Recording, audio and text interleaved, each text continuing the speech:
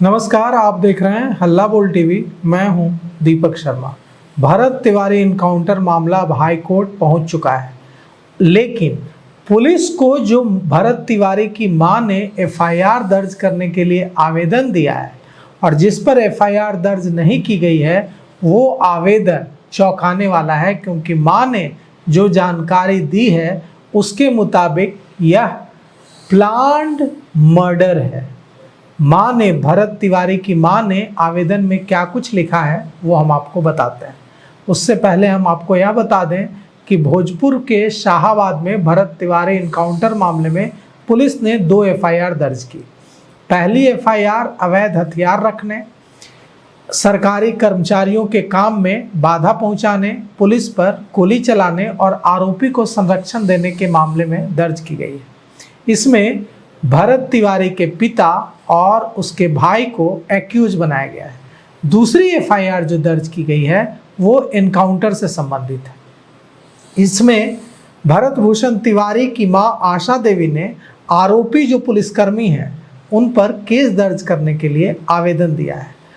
भरत भूषण तिवारी की मां जगदीशपुर डीएसपी और शाहपुर के तत्कालीन थानाध्यक्ष एसएचओ राजेश मालाकार के खिलाफ प्राथमिकी दर्ज करने की मांग को लेकर आवेदन देती है, लेकिन पुलिस इस पर संज्ञान नहीं लेती, पुलिस इस पर एफआईआर नहीं करती। यह मामला पटना हाईकोर्ट भी पहुंच गया है। पटना हाईकोर्ट के एडवोकेट रजनीश कुमार ने इसे फेक एनकाउंटर बताते हुए दोषी पुलिसकर्मियों के खिलाफ कार्रवाई और पूरे इस एनकाउंटर की जांच के लिए स्वतंत्र एसआईटी के गठन की मांग उठा दी है। उन्होंने, रजनीश कुमार ने हाईकोर्ट से इस पूरे मामले पर स्वतः संज्ञान लेने की मांग की है। क्या क्या हुआ हम आपको बताते हैं, पूरा वाकया, और फिर तब हम आपको बताएंगे कि मां ने जो आवेदन दिया है उसमें क्या कहा है। शाहपुर के तत्कालीन जो थानाध्यक्ष एसएचओ थे राजेश मालाकार, जिन्हें अब निलंबित किया जा चुका है, उनके बयान पर पहली प्राथमिकी दर्ज की गई थी। इस प्राथमिकी में जो दर्ज हुई, इसमें लिखा गया है कि 16 जून को सनहा मिला और इसके आधार पर भरत भूषण तिवारी की गिरफ्तारी और हथियार जो उसके पास अवैध था उसे बरामद करने के लिए 17 जून की सुबह करीब 5:10 पर पुलिस की एक टीम बिलौटी गांव पहुंचती है उसके घर। भरत तिवारी के पिता काशीनाथ तिवारी और भाई चंदन तिवारी पर पुलिस ने पहली जो एफआईआर दर्ज की है उसमें उनको एक्यूज बनाया है और यह कहा है कि भरत भूषण तिवारी के पिता काशीनाथ तिवारी और भरत भूषण तिवारी के भाई चंदन तिवारी ने संरक्षण दिया है भरत भूषण तिवारी को, और अब दोनों ही आरोपी हैं। मतलब समझ लीजिए कि क्या खेल चल रहा है।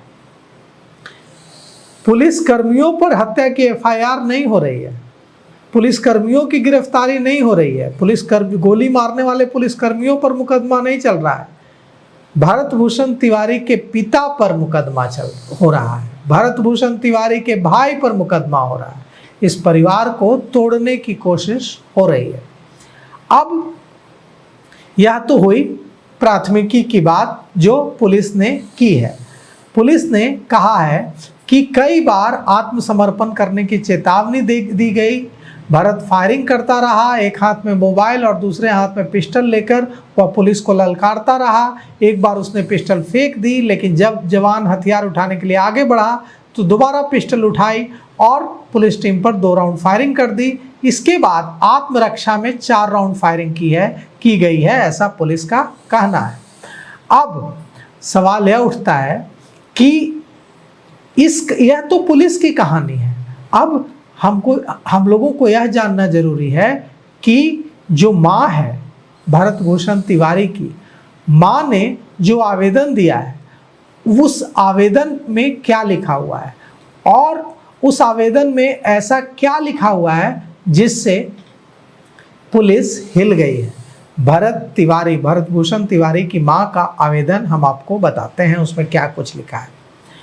भरत तिवारी की मां आशा देवी ने पुलिस को जो आवेदन दिया है उसमें लिखा हुआ है कि भरत भूषण तिवारी को पुलिस आती है, डीएसपी आते हैं और भरत भूषण तिवारी को पुलिस की टीम आकर कहती है 17 जून को कि चलो जवैनिया गांव के विस्थापित जहां रहते हैं वहां उनकी क्या समस्या है बताओ।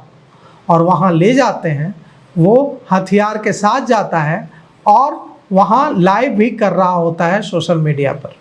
वहां उसे एनकाउंटर का रूप देकर गोली मार दी जाती है। तो माँ आशा देवी कह रही है कि ये प्लान्ड मर्डर है। उसे यह कहकर ले जाया गया कि जिन जवैनिया गांव के विस्थापितों की मांग तुम उठा रहे हो, उनकी समस्याएं हम जानना चाहते हैं, हमें वहां ले चलो। और उसे वहां ले जाया गया और ले जाकर नाटकीय ढंग से उसे गोली मार दी गई। ये सारा ड्रामा पुलिस ने रचा।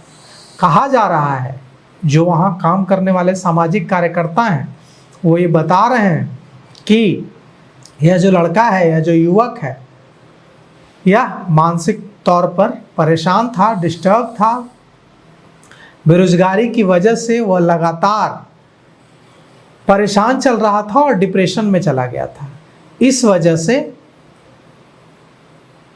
वो कई बार ऐसी हरकत करता था जो गरीबों के लिए तो अच्छा है, जो लोग परेशानी झेल रहे हैं सिस्टम के लिए, उनके लिए तो अच्छा था, लेकिन वहाँ जो कुछ अफसर थे उनको वह खटकता था। जवैनिया गांव के विस्थापितों का वह मुद्दा उठा रहा था। जवैनिया गांव के जो लोग थे, कुछ गरीब लोग, उनको वहाँ से विस्थापित किया गया था और जो ज़मीन दी गई थी उन्हें विस्थापन के बाद वो गड्ढे की तरह था, गड्ढे की तरह ज़मीन दे दी गई थी। एक तरह से गड्ढा ही दे दिया गया था। भरत तिवारी की मांग थी कि इस ज़मीन को भर कर दिया जाए, क्योंकि ये गरीब लोग कैसे इस ज़मीन में पहले मिट्टी भरवाएंगे और उसके बाद इस पर घर बनाएंगे।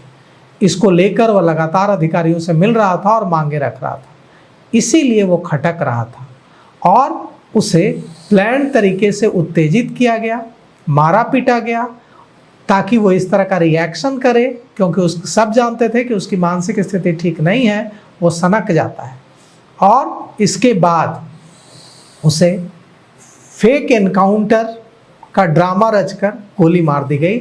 ऐसा आरोप परिवार का है, ऐसा आरोप भरत तिवारी की मां का है, आशा देवी का है, ऐसा आरोप उस क्षेत्र में काम करने वाले सामाजिक कार्यकर्ताओं का है। अब यह मामला हाईकोर्ट पहुंच गया है।